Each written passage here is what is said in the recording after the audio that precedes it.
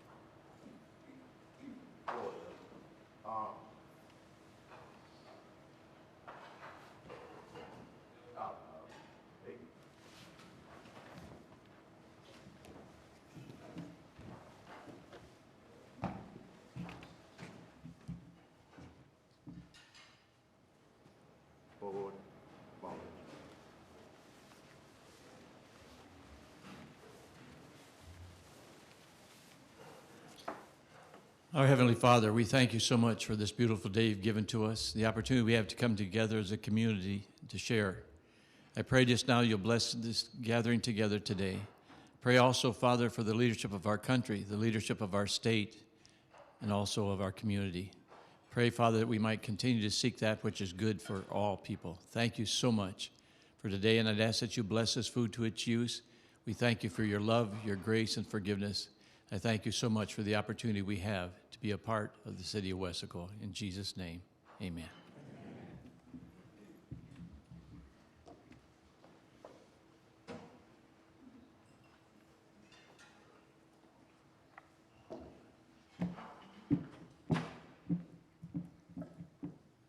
I pledge allegiance to the flag of the United States of America and to the republic for which it stands, one nation, under God, indivisible, with liberty and justice for all.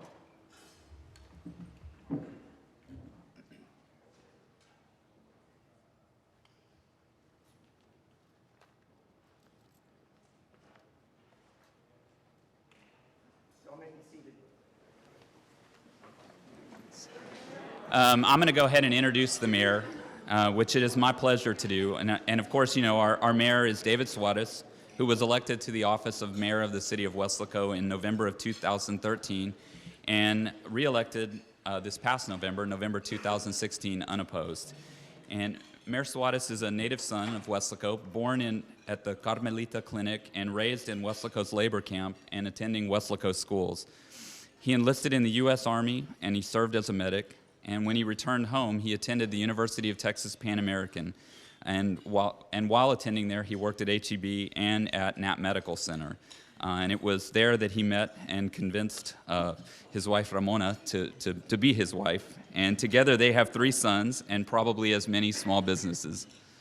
I'd like you to help me in welcoming Mayor Suarez to the podium. He's a dutiful servant who's earned a lot of titles. He's a Weslaco Panther, a medic, a veteran, a husband, father, and a downtown merchant, but he is our mayor. That's the title we like best. Welcome, Mayor Suarez.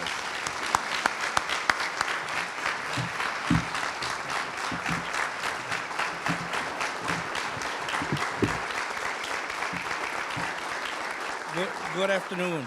Thank you. Thank you, Gene, for that gracious introduction. Thank you all for joining today in our second annual State of the City. Together, we now make it a tradition. And because it is only in doing anything together that we can do so much. Please allow me to recognize those with whom I share the dais also here today. Gerardo Jerry Tafoya, Mayor Pro Tem District 4.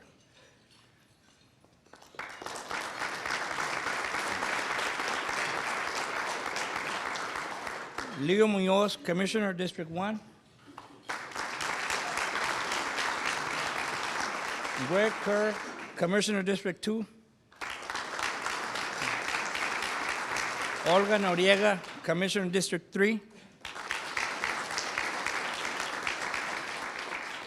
Letty Lopez, Commissioner District 4. District 5. My mistake. No, District 5. Josh Pedraza, Commissioner District 6.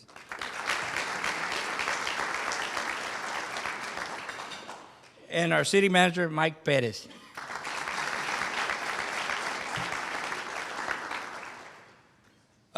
Other distinguished guests join us today. Please stand and be recognized. The Office of Precinct 1, County Commissioner David Fuentes.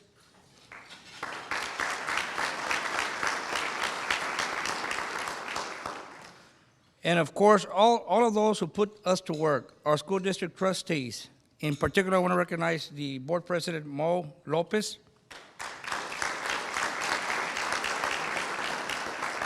Superintendent, Dr. Priscilla Canales.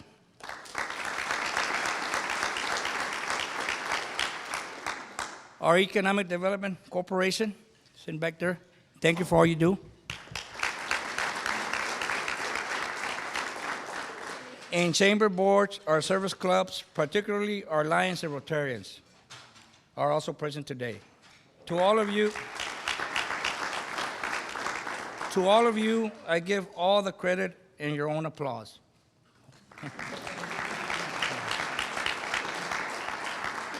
To all of you, I give all the credit, but all the glory I give to God and His gift to me, my beautiful wife. Please help me in giving due credit to my wife, to my life partner, Ramona, who created with me both a family and a family business. Our boys, Xavier, Jonathan, and Gabriel are here too.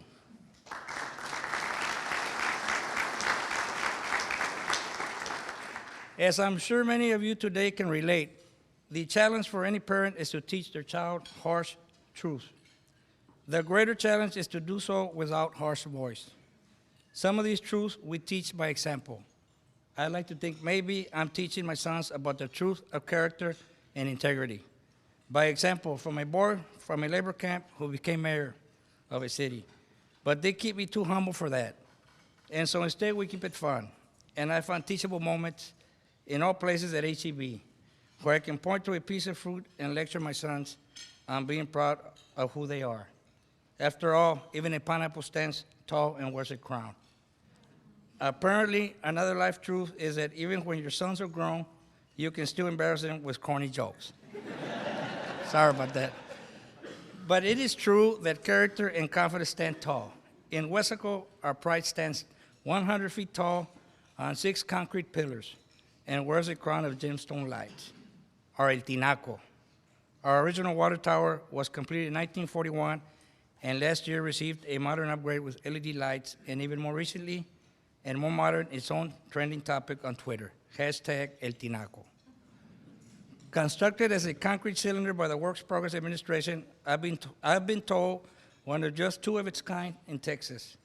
It was immediately proclaimed a marvel of modern construction, and in 1982 designated with a marker by the Texas Historical Commission as a testament to a progressive city.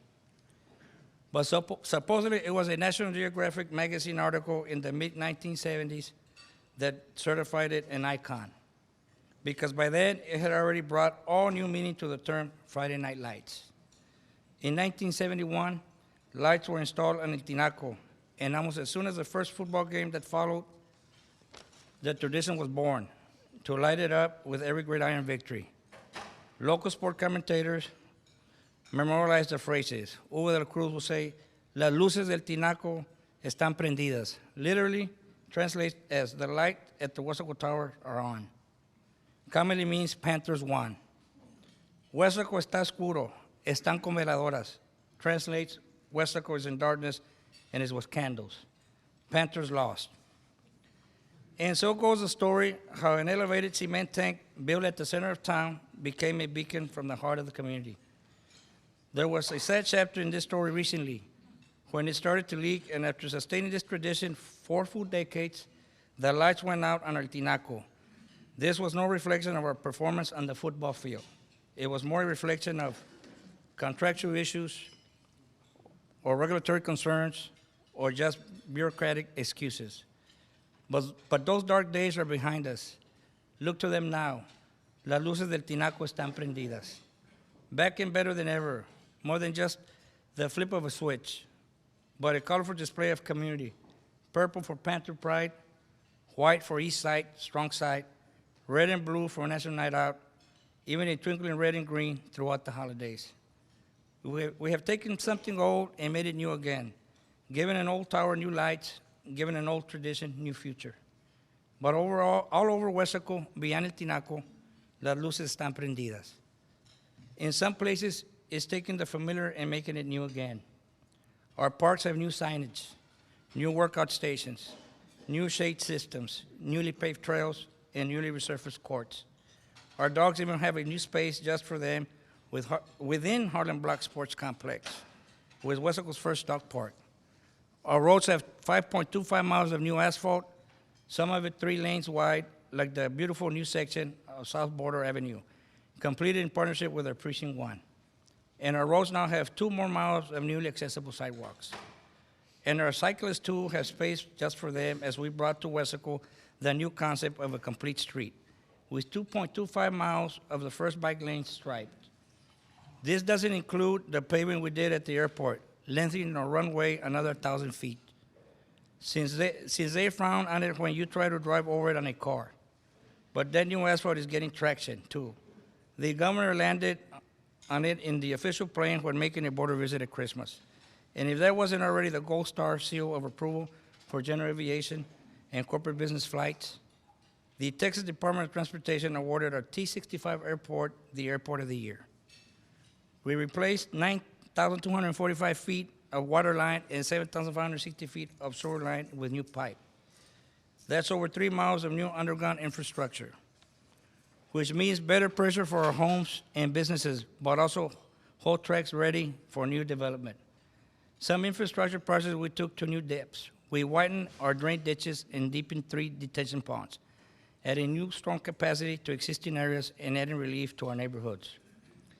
Some projects we took to new heights. We demolished 10 structures around town, among them the old Valley Nature Center building, making way for new construction, including finally the new state-of-the-art Valley Nature Center environmental and educational facility. The new Boys and Girls Club building also opened, adding 12,800 square feet of new indoor recreational space for the children of our community. In some of our activities this year, it was making the familiar new again. To do that well, we brought new tools to old jobs. We bought a long-reach excavator to claw the debris from deeper ditches. We bought a new ambulance and new custom pumper fire truck to arrive at any emergency faster and better ready. And we launched new technologies like new live streaming of commission meetings from our new website, making your government more accessible and more accountable to you at your convenience. A new online permitting system is up next. We also brought new training to bring new perspective to familiar jobs. Every city employee received customer service training, which then, through a grant from the Texas Governor's Office and by the coordination of our chamber, we extended to every employee working anywhere in the city for any business. Some of you may have participated, all of you benefited. One business told me at a ribbon cutting earlier this month that when they decided to expand it to the Valley Market, they chose Huesaco because of the hospitality they received at our city hall and all other businesses they encountered here. That's our training at work to bring new investment here. Our new training is also working to bring a new level of safety here too. Ours is one of only 2 police departments in the United States to train every police officer in the DDEX philosophy, which is a modern policing strategy in the crime reduction model. Again, we all benefit. We ended the year with an 11% decrease in violent crime and 8% decrease in property crime, serving 52 felony warrants on violent offenders. For that, I'd like to thank the police department and its chief. Thank you so much for the work you do.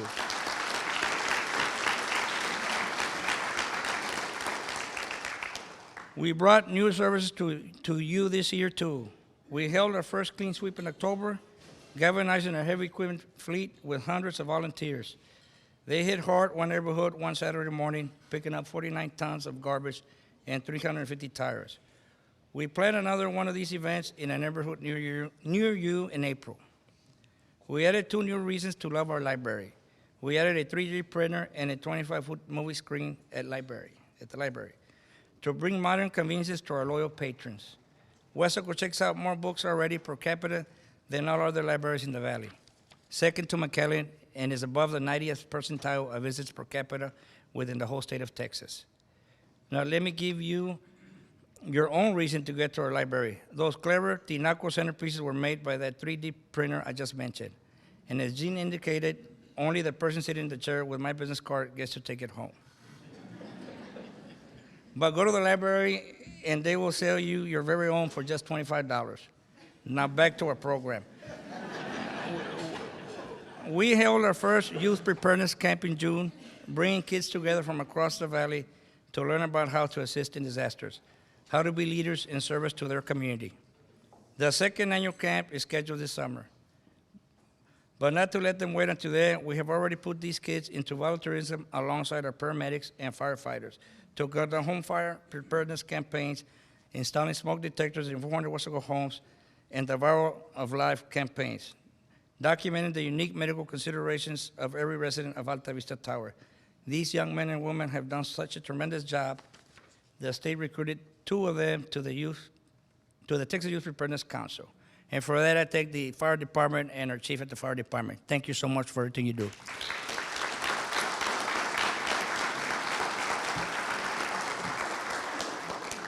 And we introduced the Copsicle Patrol Van, a first in the Rio Grande Valley, which travels to parks and events with a freezer full of, you guessed it, popsicles, creating a positive way for police officers to interact with the children of our community.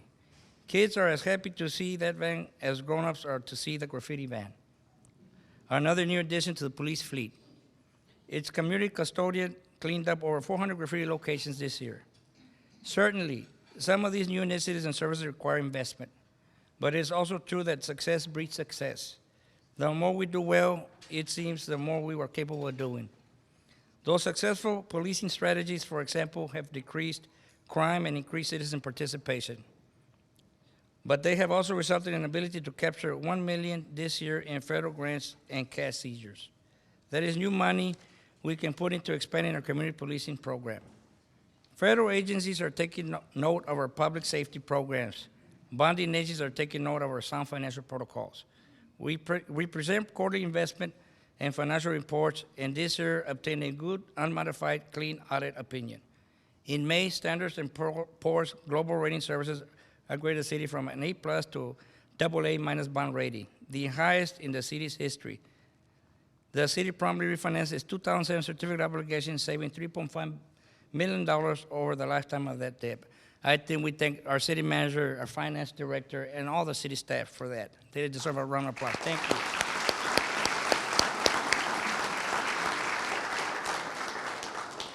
But when I say success breeds success, our city's success is our community success, because money follows money. Last year, we added $80 million in valuation to the local tax roll. That's almost as much as the last 2 years combined.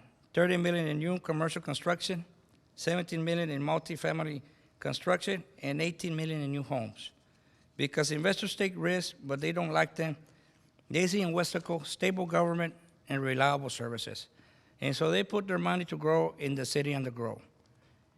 And are we growing now? Last year was the first that we assembled a 5-year budget, forecasting our needs and laying out a plan to responsibly meet them. And we intend to grow because we expect others intend to be part of the success we are making for ourselves here. We just closed on a 48-acre tract on Mile 11, where we intend to construct a new fire station to service our development to the north. We intend to build out that acreage with a new park for the convenience of those who live north of the expressway. But we also intend, with our partners at the Community Care Foundation, to build out Isaac Rodriguez Park with a new splash pad and disc golf course, to give all those from north of the expressway and around the whole community a new destination for health, recreation, in Wesco. We just tore down the old city shop on Business 83 to make way for the new public safety complex we intend to build there, moving the police, fire, and municipal court administration into a modern facility that can meet the needs of a growing community. We'll pave more streets, scour more ditches, replace more water lines. We will patch the leaks at our El Tinaco. We'll open the Mid-Valley Regional Communications Center to unite all the Mid-Valley police, fire, EMS agencies under one roof. to improve response effectiveness for ourselves and our neighbors. We will renovate the airport and get ready to expand it again. We will re-roof the library and get ready to expand its learning labs. And we will partner with UTRGV to create another learning laboratory, the first of its kind in the Rio Grande Valley, a business incubator space that will bring together academics and entrepreneurs to cultivate creativity in patents and processes that accelerate the modern economy. Another institute of higher education is expanding here too. Texas A&M University, Kingsville, announced this year their plans to expand their Weslaco campus to make locally available engineering programs through a bachelor's degree. More rooftops are coming to Weslaco, more storefronts, more opportunity. It is as though they are drawn to the light of El Tinaco, our beacon of success. We turn on the lights for football, we keep them on for community. Las luces están prendidas. As we look up to the lights, all of Weslaco is looking up. I am proud to report that our State of the City in 2017 is more accessible and more accountable. We are stable and solid, and we are ready for every opportunity that finds the light. Thank you again for joining me here today. Thank you to every citizen of Weslaco who challenges us to be the best city we can be. Thank you to every employee of Weslaco who labors tirelessly to achieve it. May God bless you and them, and may God bless Weslaco. Thank you.